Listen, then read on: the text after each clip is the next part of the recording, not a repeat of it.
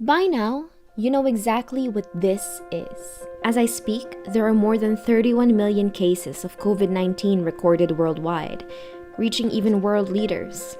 Trump, Johnson, Bolsonaro. 1 million people have died. The summer relief that a lot of people thought were on the cards back in February. The virus that we're talking about having to do, a lot of people think that goes away in April with the heat. Well, that never happened.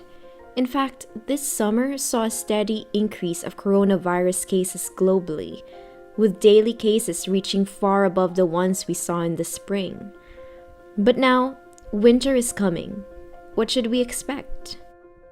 Let's look at other viruses. The ones we often deal with, like influenza and the common cold, are seasonal, which means we expect them to peak at certain times of the year. It's not so much that these viruses are more suited to the winter cold. It's that the things we do at this time of the year helps them out. That's what I like about a Scotty.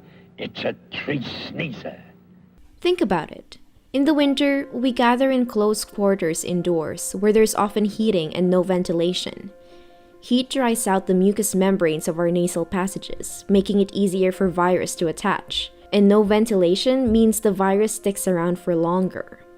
With the novel coronavirus, scientists say it's the same case.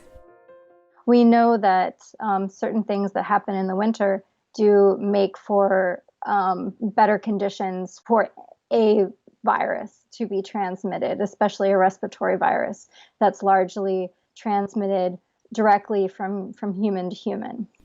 In the winter, our environment is already running rampant with all these other viruses. In a non-pandemic year, they're enough to overload the healthcare system.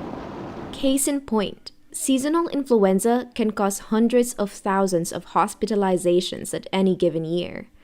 And with WHO already warning us about an increase in COVID deaths in October and November, this is not good news. So if you have a stretched healthcare system, you can have a situation where you add, you push it past the breaking point with yet another virus. At the start of the pandemic, many people said that the novel coronavirus is just like the flu. Não vai ser uma gripezinha que vai me derrubar, não, tá ok? They do have similar initial symptoms and require similar supportive care, but they require different drug treatments. On top of that, one person can be infected by both the novel coronavirus and influenza at the same time. That's called co-infection. So what can we do? Well, isolation is key. If you get flu and you don't have COVID, stay home anyway. If you get just a sniffle or a cold, you should get tested, and if it's negative, stay home anyway. Not only could the test be a false negative, or if you have something else, you might pass it on, and then that person has to go and get tested. The novel coronavirus is so new that scientists still don't know if it has molecular advantages that make it fare better in the winter. But we do know this. The advice that we received at the start of the pandemic, washing hands, social distancing, and staying at home, are still relevant, especially as we approach the winter months.